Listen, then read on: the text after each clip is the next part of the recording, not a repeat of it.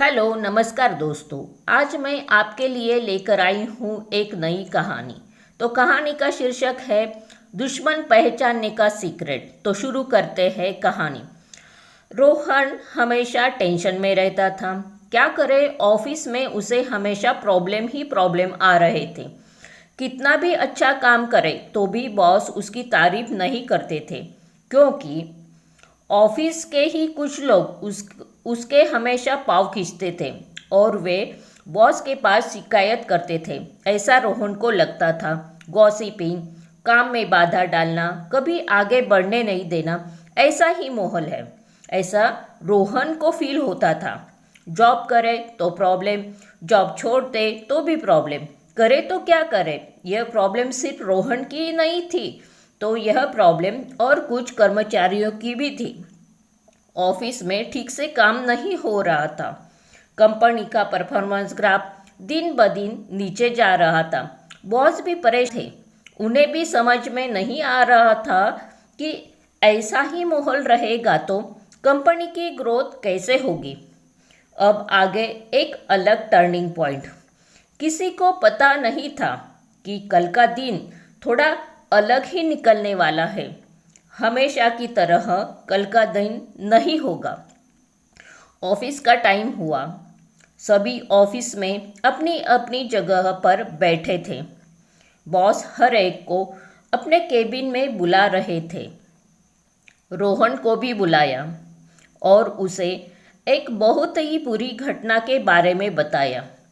Boss बोले, office में तुम्हारे जो दुश्मन थे, जिनकी वजह से तुम्हारा प्रमोशन रुका हुआ था, उसमें से एक कर्मचारी की आज सुबह मौत हो गई। लेकिन वह था तो अपना ही ऑफिस का कर्मचारी। बहुत बुरा हुआ। उसके अंतिम क्रिया विधि के पहले अगर तुम उसका आखिरी दर्शन करना चाहते हो तो कर सकते हो। रोहन को भी अपने दुश्मन का आखिरी दर्शन करने की इच्छा थी, क्योंकि उसे लगने लगा कि कल से उसका ऑफिस का दिन थोड़ा अच्छा जाने वाला है। वह मन शांति महसूस कर रहा था, क्योंकि प्रोग्रेस में की एक रुकावट दूर हो गई थी। धीरे धीरे बाकी रुकावटें भी चली जाएगी। दोपहर को एक एक करके सभी उस मरे हुए कर्मचारी का आखिरी दर्शन करने के लिए जा रहे थे। एक बक्से में उसकी बॉडी रखी थी। बताया गया था कि एक एक करके हर एक ने बक्से का ढक्कन खोलकर उसका आखिरी दर्शन ले लेना है और ढक्कन फिर बंद कर देना है। रोहन भी गया। उसने बक्से का ढक्कन खोला तो वहाँ पर किसी का भी मृत शरीर था ही नहीं, लेकिन अंदर बक्से में एक आईना था। उस आईने में रोहन को अपना ही चेहरा दिखाई दिया। कुछ क्षण रोहन को कुछ भी समझ में नहीं आया।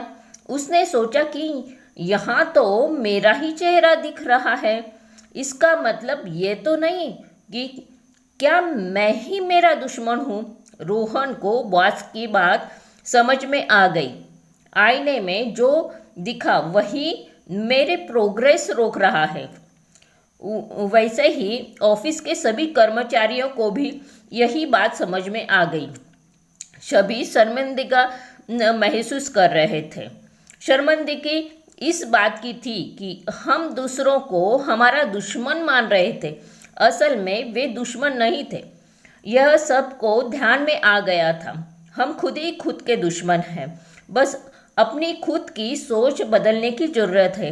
रोहन ने यही एक सोच बदली और उसका ऑफिस लाइफ ही नहीं तो पूरा जीवन जीने का तरीका ही बदल गया। दोस्तों, आपको ये कहानी कैसी लगी?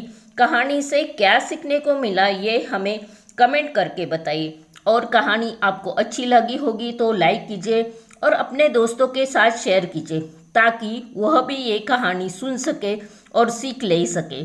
और अगर आप इस चैनल पर नए हो तो इसे सब्सक्राइब कीजिए और बेल आइकन को दबाएं, ताकि आपको आने वाली हर कहानियाँ मिल सके। कहानी सुनने के लिए थैंक यू, बहुत बहुत शुक्रिया। मिलते हैं अगले कहानी में।